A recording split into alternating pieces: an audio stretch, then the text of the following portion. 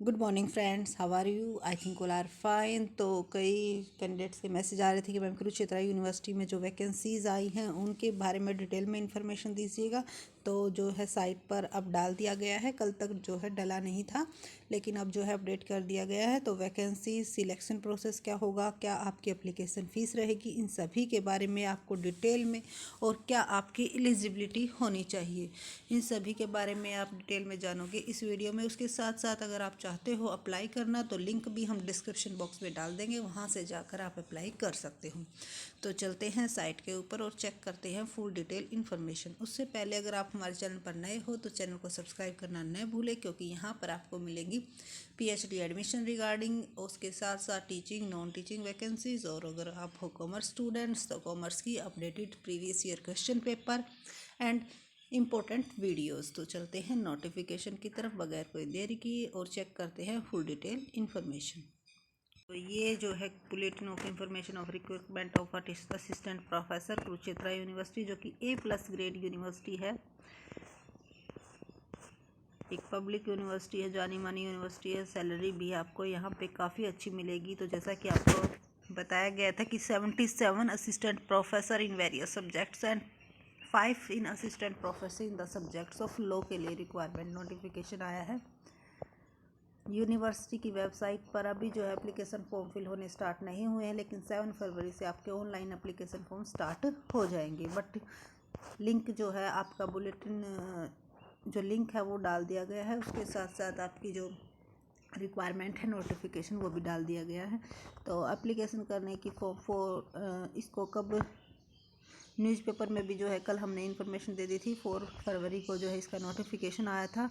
Online application 7 फरवरी को होंगे और क्लोजिंग डेट जो है वो 28 फरवरी है। तो 28 फरवरी तक आप अप्लाई कर सकते हो अगर आप इंटरेस्टेड हो। तो जान लेते हैं जो एकेडमिक लेवल पे स्केल जो रहेगा वो 10 विद एंट्री पे 57,700। तो पे स्केल आपका 57,700 से जो है आपकी सैलरी स्टार्ट होगी। तो जान लेते हैं। एडवर्टाइजमेंट नंबर भी गिवन है जो कि आपको फिल करना है।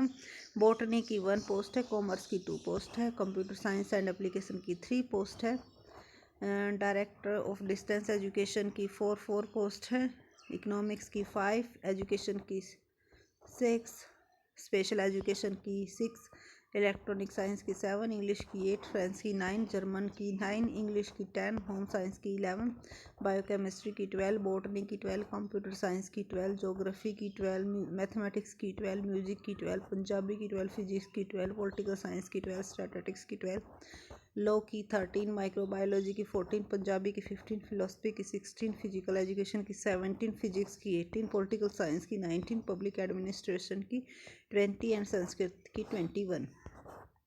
उसके बाद संस्कृत की 22, सोशल वर्क की 23, स्टैटिस्टिक्स एंड OR की 24, पेडागोजी ऑफ आर्ट की 25, पेडागोजी ऑफ बायोलॉजी की 25, पेडागोजी ऑफ इंग्लिश की 25, पेडागोजी ऑफ हिंदी की 25, होम साइंस की 25, म्यूजिक की 25, पंजाबी की 25, फिजिक्स की 25, हेल्थ एंड फिजिकल एजुकेशन की 21, पर्सपेक्टिव इन एजुकेशन की 25, मैनेजमेंट की 26। तो देखो ये यहाँ पे जो है क्राइटेरिया भी मेंशन है कि भाई किसके लिए कितनी रिजर्व रखी गई हैं, बाकी जो है आपकी जर्नल में आती हैं, ठीक है।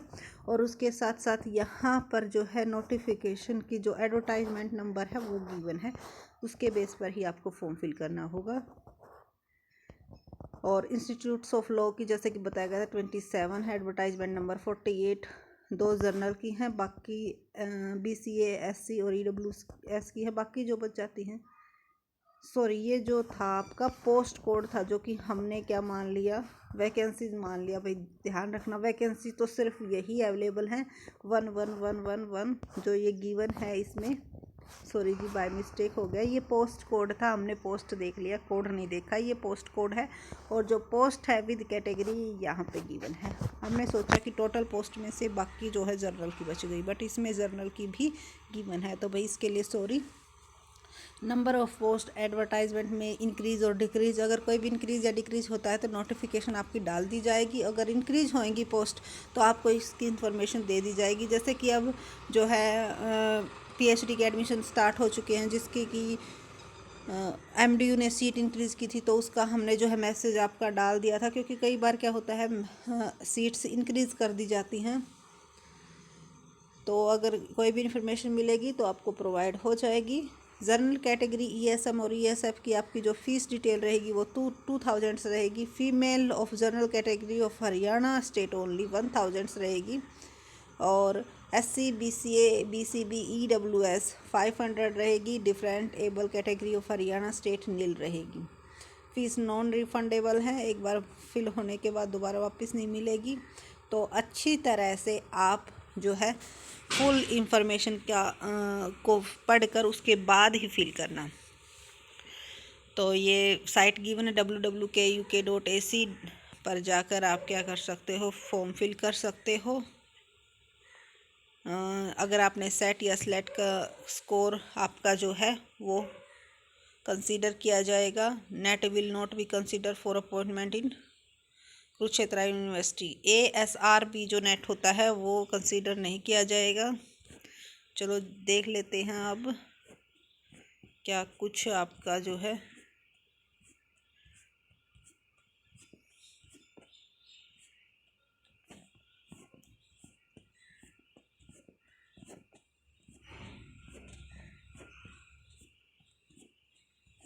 तो फुल डिटेल ये इसमें गिवन है, ये आप एक बार पढ़ लेना। पहले इसकी जो एलिजिबिलिटी क्राइटेरिया है वो देख लेते हैं।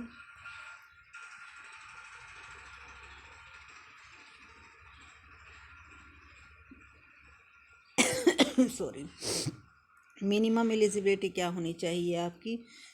Master degree good academic score with at least 55% marks. Master degree में आपके 55% मार्क्स होने चाहिए।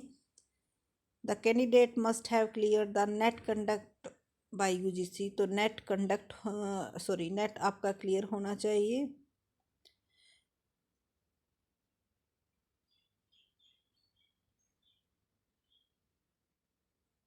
तो मिनिमम अगर आप नेट हो तो पीएचडी की कोई कंपलसेशन नहीं है, लेकिन अगर आपके पास नेट नहीं है तो पीएचडी होनी जरूरी है।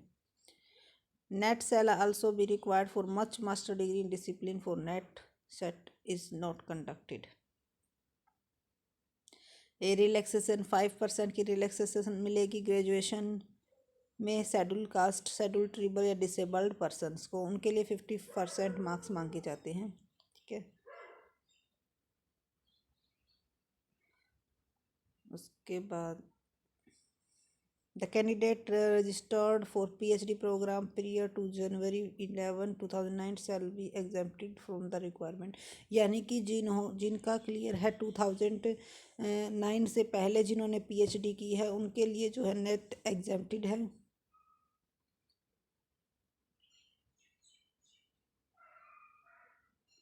PhD डिग्री वालों सिर्फ और सिर्फ रेगुलर मोड वालों को ही कैंडिडेट्स को कंसल्ट किया जाएगा। PhD thesis at least 2 external examiner PhD viva of the candidates have been conducted।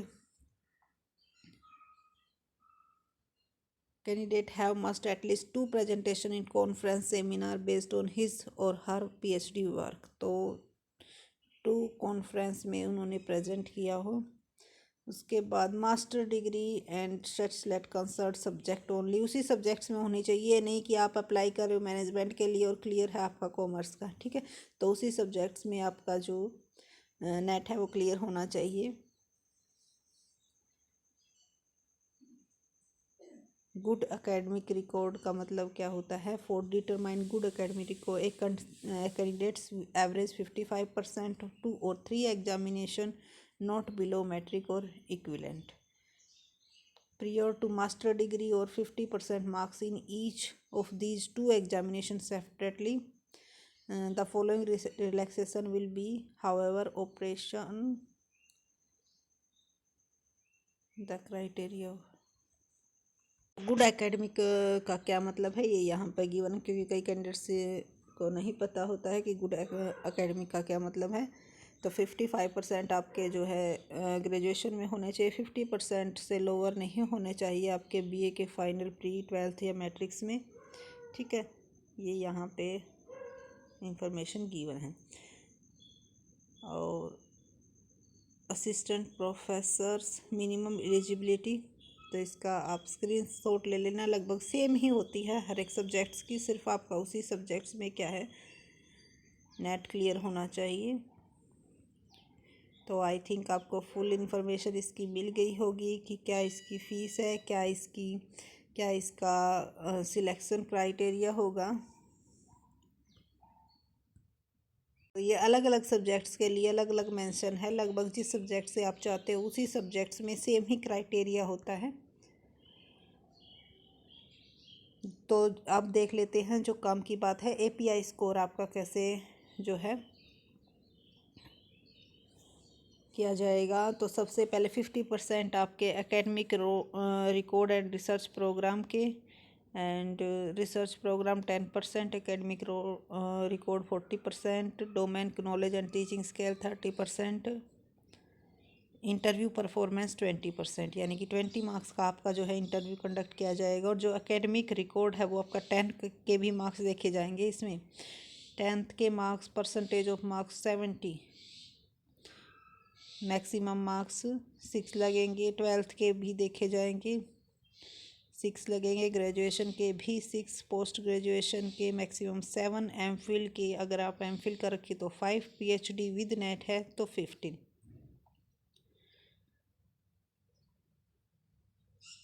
और ओनली फॉर नेट है। देखो यहाँ पे मेंशन है कि नेट के भी आपको कितने मिलेंगे, 15 मिलेंगे।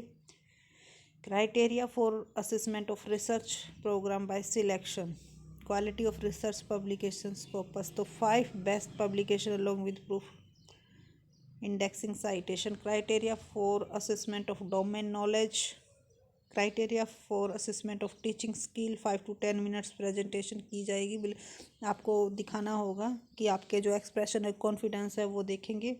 Criteria from assessment during interview के दौरान भी आपसे कुछ उसी टाइप्स के क्वेश्चन पूछे जाएंगे। Short listed candidates of consider before selection committee, तो टॉप 5 कैंडिडेट्स को जो है शॉर्ट लिस्टेड किया जाएगा एक पोस्ट के लिए।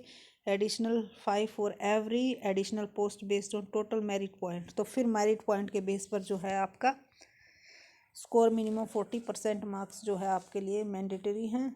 Selection committee meeting and decision, फिर सिलेक्शन कमेटी जो है आपके डिसीजन लेगी कि किसको सिलेक्ट किया जाएगा। टॉप 15 कैंडिडेट्स शॉर्ट लिस्टेड किए जाएंगे और फिर उनकी मेरिट लिस्ट तैयार की जाएगी और फिर उनके बेस पर डिसाइड किया जाएगा कि किसका सिलेक्शन होगा और किसका सिलेक्शन नहीं होगा। और जो आपका स्कोर है वो इन सभी के बेस पर आपका